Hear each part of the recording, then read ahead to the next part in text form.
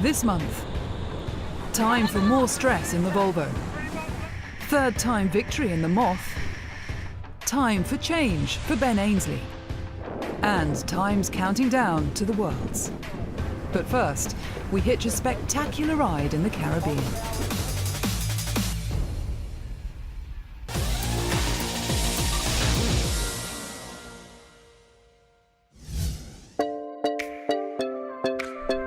Big waves, big breeze, and big parties.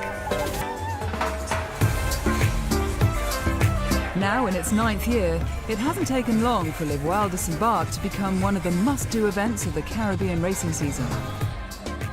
It takes even less time to understand why. Some of the world's fastest machines, impressive Maxi 72s, elegant super yachts, and a growing fleet of multi-hulls. There's plenty of speed and glamour in the fleet. But Les Voiles St is not just about big boats. Here, amateurs race against the pros, and alongside genuine rock stars too. Well, I came here the first time many years ago on my boat. I sailed to St. Bart's 40 years ago.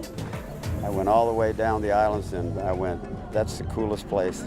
I rented a house then and I've been here for almost 40 years coming. And sailing was a big part of this island, and so was music. So it was natural for me. But this year, Les Voiles St started with a very different story. A tale of recovery from Hurricane Irma that had caused devastating and widespread damage across the Caribbean last September. Irma hit us very badly, of course. We got the eye, but luckily we were very well prepared. So we knew, of course, the hurricane was coming. So we bunkered down well in advance. And after the hurricane was a local solidarity, which was incredible. It's an economy where we have no debt, no loans. We had even a little surplus, and that surplus, we kept it safely because we knew that one day there could be a hurricane. So we didn't need to wait for external help that could take a lot of time. Having pulled out all the stops, the island was up and running on time as the competitors rolled into town. I think this is my 7th year here, and it's just so reliable. You know, the courses are great, the race committee are well organised. For a sailor, it's perfect conditions. But this event was special for the World Sailing Show too. This time, we didn't just watch, but climbed aboard one of the biggest boats in the fleet, Peter Harrison's 72-foot Sorcha, to find out what makes a Maxi 72 tick, and why some think there's a link with this class and the new 75-foot foiling monohulls of the next America's Cup. It's physically very hard. Yeah, very, very powerful boats upwind. From the very deep keels, we're down at 5.5 metres deep and almost a 10-ton bulb on the bottom of there. So they're a beautiful boat to sail upwind, and they've still got enough sail area to be interesting and fun to sail downwind. I think it really is the next tier down from something like the America's Cup, without question. I think the quality of the people, the quality of the teams, the technology in the boats especially, a lot of it is borrowed from the Cup. We have lots of, ex-America's Cup sailors, current America's Cup sailors joining us within the fleet. The teamwork of getting an AC50 around on a windy day and sailing over 40 knots of boat speed is something I will never forget for the rest of my life. But you come and sail on this boat with 18 other guys and you're pulling off peels and big manoeuvres and string drops into a roundup into an early tack, and to get those 18 guys perfectly coordinated to do that well again is super rewarding. You look at where we came from in the last America's Cup in Bermuda, and we were grinding, but we weren't grinding necessarily ropes and winches. We were grinding hydraulic pumps to move oil, to move the appendages, to keep the boats flying. So fundamentally, we were looking at computer screens to fly the boat. And what's very refreshing is stepping back on board a mini maxi, and you're grinding winches and you're moving ropes, and you're looking at sails that you're bringing around, and you're looking at bowmen for the sneak, and you're seeing the spinnaker come down with a string drop line. I think we're all trying to understand exactly what that new cut boat rule, when it comes to fruition, what does it look like? One of the things that sticks in my mind here is the entire America's Cup yacht will probably weigh less than the lead bulb on the bottom of this boat. I've been thinking to myself as we've been hoisting code zeros, going upwind with only, let's say, 20 knots of apparent. Imagine hoisting this with potentially one less pedestal and 30 to 40 knots of apparent. The loads sailing these types of boats are well up there, and I think what we might see in terms of physicality in the next Cup is you're going to have to get those big, strong guys to move through the gears on the winches. You're going to be tacking jibs and hoisting zeros and furling zeros and jibing zeros, but when you're not doing that, you are going to have to be contributing to a hydraulic system potentially that will keep the boat flying and keep the sails fluid and keep the boat foiling. But while the future was being debated, the present was clear to see in St Barth. The weather had provided spectacular conditions, and the racing had been incredibly close. Among those that lifted silverware, George David's Rambler took the new Richard Mille record trophy. George Saccharalis's Proteus won the Maxis overall, while Christian Guiada's TS42 dominated the multi-hull class. After the devastating hurricane, St Barth's had bounced back and delivered a spectacular event.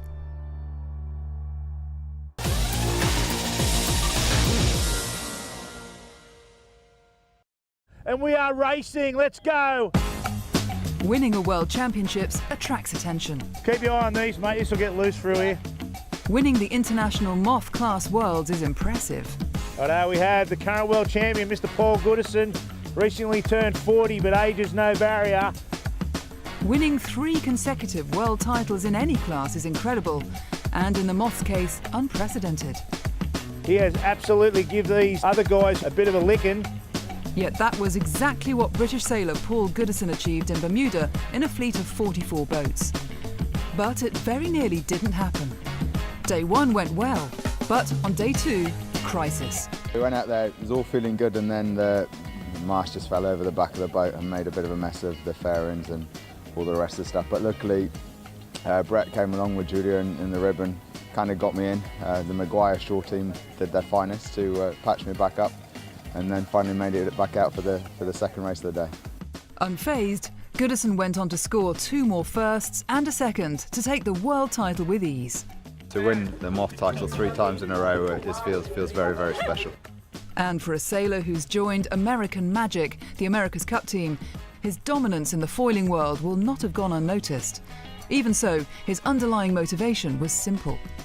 The one boat I always love to come back to is the Moth. It's the most purest form of the sport, where it's just you and 35 kilos of carbon ripping around the ocean. Whee! Nice and tight. Well done, boys.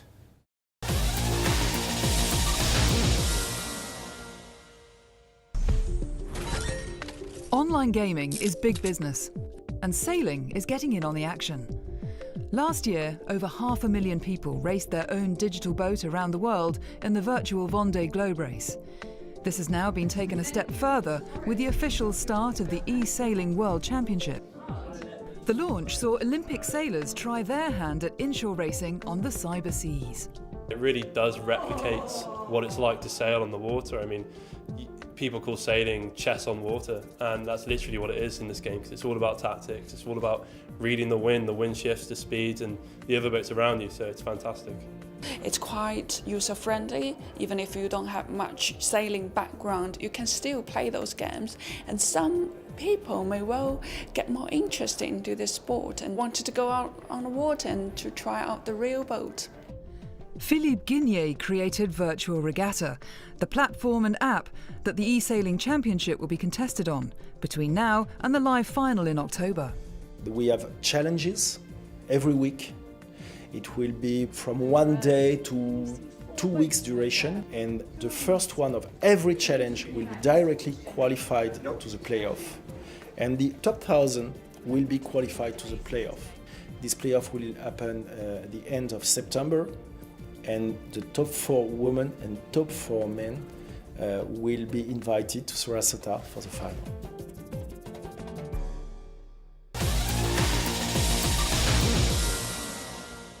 Coming up next, can Dongfeng Racing cope with the pressure?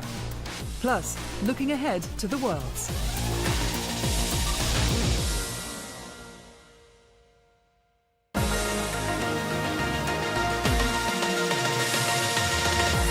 Welcome back. Still to come, Sir Ben Ainslie tells the World Sailing Show about his big change. And we look ahead to the biggest World Championships of them all. But first, having taken a slim lead in the Volvo Ocean Race into Brazil, could Dongfeng build on their success from here on?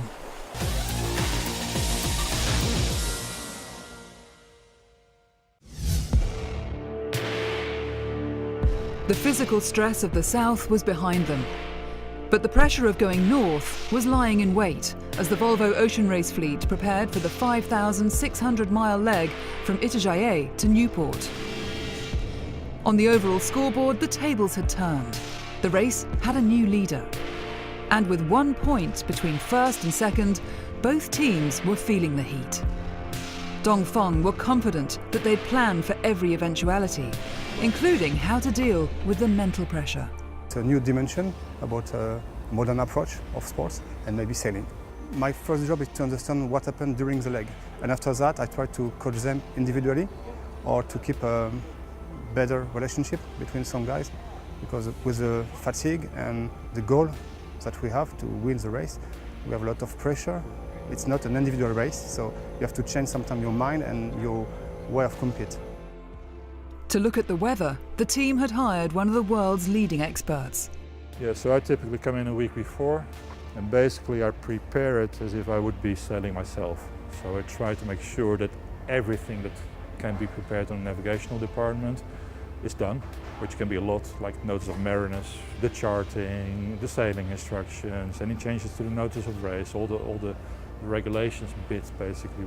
Then I also start looking at the weather, long term, and sort of get a plan for at least the first few days. Once they get out there, they already have a good plan in their head of what's going to happen. So at least they don't have the danger of being sort of caught off guard early on.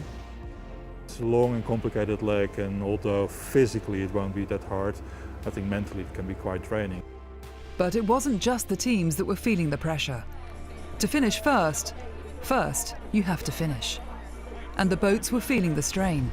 No one could afford a breakdown. Most teams at this stage has, you can say the pressure on them, because either if you're in front of the fleet right now, you're in a risk of the wheels coming off and you lose everything in these last legs, and there is pressure on everyone. If you're at the back of the fleet, it's time to start performing, it's time to put some good efforts in, so everyone's got pressure on. And you will see teams where the wheels comes off, or you'll see teams where they can keep it together and they finish the race strong and climb up the ladder board.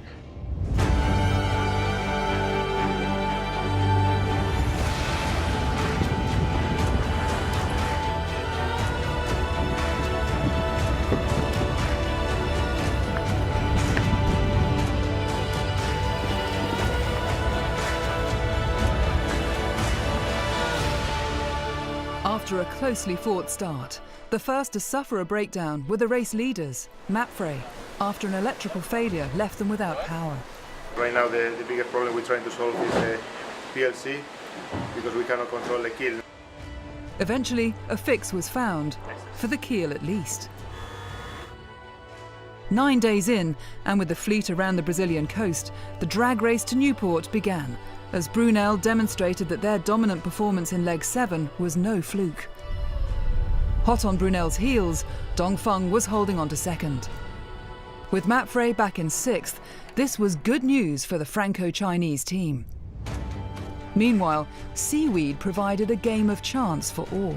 We've started getting into all of the sargasso seaweed, and that's all the kind of this brown, spiky seaweed that we see everywhere. And when there's not a lot of wind, it means you're ending up with quite a lot of drag for your speed going forwards. So not going forwards fast enough to blow it off. And the only really way to get it off is to physically stop the boat and make the boat sail in reverse. Not quick, but the dice would be rolled several times more come the finish. Brunel very close, Vestas very close. And it will be a nightmare up to Newport. The 2 last 100 miles will be very stressful. As the fleet raced towards Newport, the competition closed up. We were hoping just to get to 4th. Right now we're up to 3rd, and Dongfeng not far away. I think we're very happy getting a 3rd out of it, and we're not out the woods with Vestas yet by any means, so things change. And they did. As the tide turned against the leaders, the pack was about to be shuffled once again. Mapfre had come from behind to overtake Dongfeng in the closing miles to the finish. Dongfeng was now under pressure from Vestas. As the fog shrouded the action, spaghetti-like tracks looked like the fleet had lost its way. Dongfeng had lost their battle with Vestas, as Mapfre and Brunel ghosted towards the finish. 31 hours before, Mapfre had been in 5th, 53 miles behind the leader. But in the last 500 metres, they had taken the lead. Brunel had been robbed. Yeah, result is maybe not what we had hoped for, but yeah, second place, and especially if you get past in the last 0.3 of a mile before the finish, that's really sour. But yeah, sailing can be sometimes really cruel, and today we're on the receiving end. The last 48 hours they've been good for us. We had an opportunity which we took very well in 2 nights ago, where we push a lot in the storm and we catch up enough to then be able to be with the leaders today. Behind them, Vestas had taken 3rd, leaving Dongfeng to cross the Newport finish in 4th, a crushing blow. In less than 4 hours, they'd been knocked off the podium. They had lost their overall lead. It's far from finish and many things can happen, so we have to work again, come back from this bad result and fight the hunger to have a revenge on the next one. They say the good never give up. Mapfre hadn't, and were back in the overall lead, leaving Dongfeng to play catch-up once again on the double points transatlantic leg to Cardiff.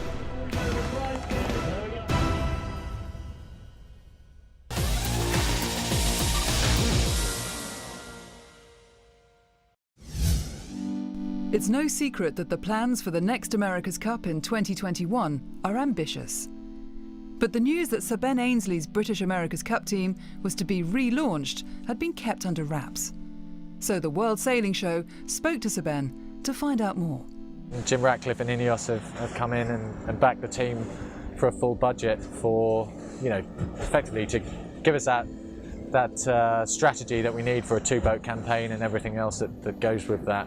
And having a crack at this next America's Cup in this really exciting new concept of boat, so it's a big moment for the team.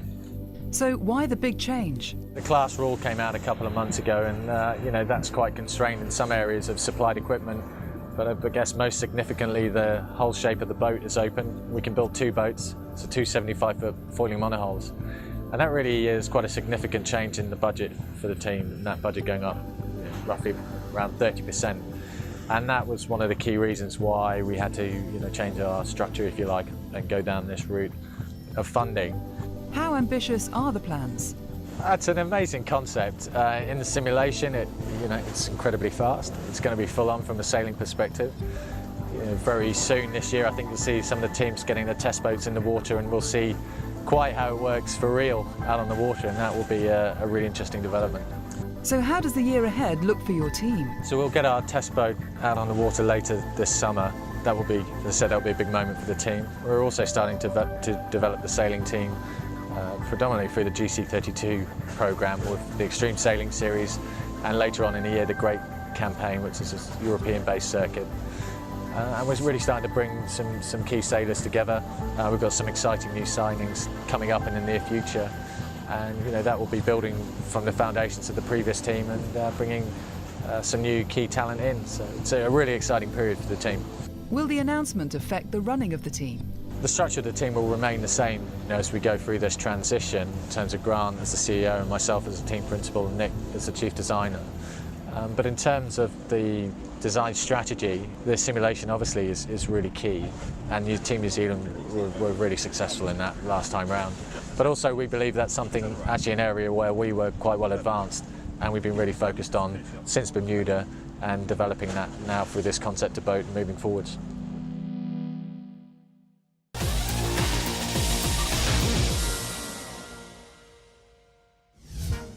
Aarhus, Denmark. The clock is counting down to the Hempel Sailing World Championships in August. 1,000 boats, 1,500 sailors, 90 nations, 40 Olympic medalists and 2 weeks of racing. An event that promises to be the biggest World Championships for Olympic classes. It's difficult to underestimate the importance of this regatta. For some, this will be their first World Championship competition, a first chance to shine in front of national selectors. For others, a crucial first step towards Olympic selection for Tokyo 2020. So who will be among the key players to look out for in Aarhus? The third leg of the World Cup series in Hyères provided some of the answers. I think after Rio, some girls had some break and they just started to come back from that. And I think people are getting to their level as they were before Rio. I think the level has definitely increased, also by some of the young people. Like Marie Adi, for example, she's improving a lot. She's only 20 years old. And of course, Marit, who won the Olympics, still doing very good. Well, not much has changed since I won the gold in Rio. I still love winning, I still love sailing and competing, so I enjoy what I do every day. Being here is just about getting back into racing. Last year I had a back injury, only could do the Euros and the Worlds, and for me now it's just getting back in the groove and get racing again. And it didn't take long for Baumeister to rise to the top. Meanwhile, in the men's laser class, some of the key names to watch out for come Aarhus were already locking horns. Yeah, the World Championship in Aarhus, it's the main goal for this season. I mean, for everybody, it's to be the first Olympic qualifier. So everybody wants to clear that early and have a peace in mind. And of course, you know that all your main competitors will be there and will be another big war. And I'm just looking forward to it. The battle in this class had already started. Today I had a 14 points ahead and cannot lose the second place. I have to be really close from Sam, the New Zealand guy. I did not expect that he came for match racing, but anyway, I won the French Championship of match racing this year, so I know how to deal with that. There was a similar struggle in the Finn, where familiar names have been working on how to spend more time at the front of the fleet. I was struggling a little bit in the last years in the light wind, and the week was pretty much light wind. So feels good to see that the work that we are putting on it is in the light especially is working, and it's really nice. First medal in the World Cup in Europe, so pretty happy. As were others. With this point now I become a quite good place in the Finn fleet, but of course for this year I will do the best in the World Championship. So everything is, all the preparation is pointing there. The journey to the biggest World Championships of them all is well underway.